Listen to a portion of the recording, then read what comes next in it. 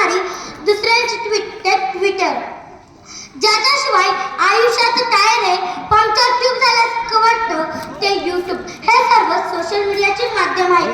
अनेक तज्ञांचं असं मत आहे की सोशल मीडियामुळे कित्येक युवकांचे आयुष्य घडले व कित्येक युवकांचा मार्ग भटकवण्यात सोशल मीडिया ही सर्वाधिक जबाबदार आहे.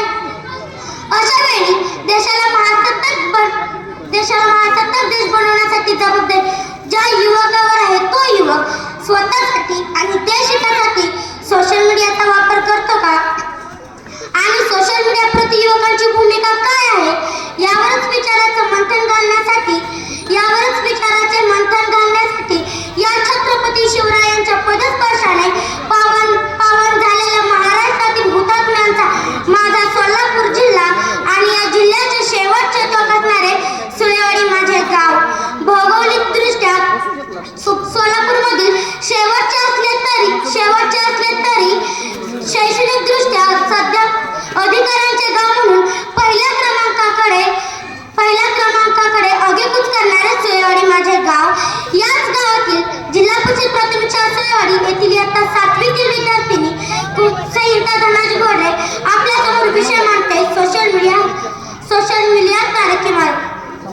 खरं तर विषयाला सुरुवात करत असताना सोशल मीडिया प्रति युवकांवर असलेली सकारात्मक बाजू, नकारात्मक बाजू आणि योग्य वापर करण्यासाठी कराव्या लागणाऱ्या उपाययोजना अशा तिन्ही टप्प्यात विषयाची मांडणी करावी असे मला वाटते.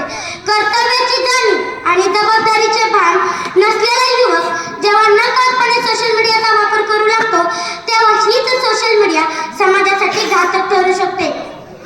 देशासाठी देश सीमेवर रात्रंदिवस आपल्या प्राणाची आहुती पणाला लावून देशासाठी लढणारे तरुण एकीकडे राहिले आणि सोशल मीडियाच्या माध्यमातून देशाला बुडविणारे तरुण एकीकडे राहिले. खऱ्या अर्थाने सांगायचे तर समाजाला अन्न, वस्त्र, निवारा या 3 मूलभूत गरजेबरोबरच सोशल मीडिया ही 4थी मूलभूत गरज बनली आहे. तरुण म्हटलं की आठवतं ते धगधगतं सळसळतं रक्त, ज्यामध्ये लाथ मारेल तिथे पाणी काढण्याची धमक असते, ज्याच्या जिभेतून निघणाऱ्या प्रत्येक शब्दाला धारदार तलवारीची पात असते. देश ज्याच्या खांद्यावर बसून उद्याच्या विकासाची स्वप्न पाहतो तो तरुण डोळे असून अंधळ्यासारखा वागतो, तोंड असून मुक्यासारखा जगत आहे. या युवकांना सोशल मीडियामुळे आपल्या घराचे थिएटर झाले आणि आपल्या आयुष्याचा सिनेमा केव्हा झाला याचे भानच राहिले नाही. आजच्या युवकाचं मन मात्र व्हॉट्सअपच्या स्टेटसला दिलेलं आहे. आजच्या युवकांचे मस्तके फेसबुकच्या मेसेंजरचे हस्त पाहून मुलींच्या फेक अकाउंटवर चॅटिंग करण्यासाठी नतमस्तक झालेला आहे.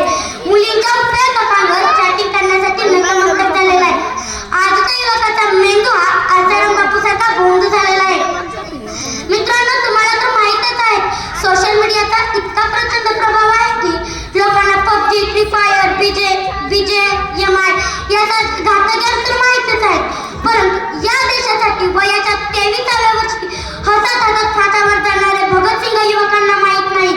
सोशल मीडियावरून शेतकऱ्यांना कर्जमाफी झालीच पाहिजे यासाठी एकामागून एक पोस्ट टाकणारे युवक जेव्हा त्यांचा स्वतःचा बाप शेतामध्ये राबतो तेव्हा त्यांच्या स्वतःच्या बापाच्या हाताला लागत नाही, तेव्हा मात्र त्यांच्यात सोशल मीडियावर अडकलेले असतात.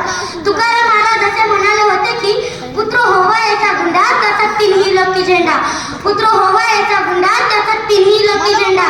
परंतु आजच्या युवकाची अवस्था अशी झाली आहे की पुत्र झाला याचा गुंडा त्याचा फक्त सोशल मीडियावर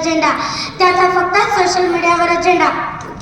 आजचा युवक सोशल मीडियावर एवढा गरफटून गेलेला आहे की तो म्हणतो आहे तरुण तर घे मजा करून, जाशील मरून तर टाकतील परून.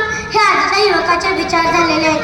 मला असं वाटतं आजच्या युवकाचे विचार असे असायला हवे, आम्ही आजचे तरुण समाजसेवा करू मन भरून, भ्रष्टाचाराला टाकू करून, बेरोजगारांना टाकू मारून, गोरगरिबांना सोबत धरून, अन्यायाचा पराभव करू दारून. जेव्हा सोशल मीडियाचा योग्य वापर करू तेव्हा भारताला महासत्ताक टाकू करू. हे आजच्या युवकांचे सोशल मीडिया प्रति विचार असायला हवे. आजच्या युवकाच्या अवस्था अशी झाली आहे की फेसबुकवर 5,000 मित्र पण घराबाहेर वागत नाही पुत्र, अशा अवस्था आजच्या युवकाची झालेली आहे.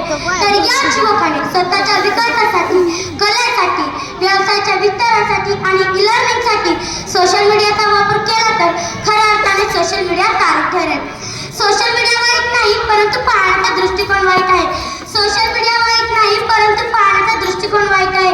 कारण भाजी कापण्याच्या चाकूने स्वतःचे नाक जर कापले तर चूक त्या चाकूची नाही, त्या चाकूचा वापर करणाऱ्या व्यक्तीची आहे. म्हणूनच मित्रांनो, सोशल मीडियाचा योग्य पद्धतीने सकारात्मक आणि प्रमाणात वापर करावा अशी मी आशा बाळगते. जय हिंद, जय महाराष्ट्र.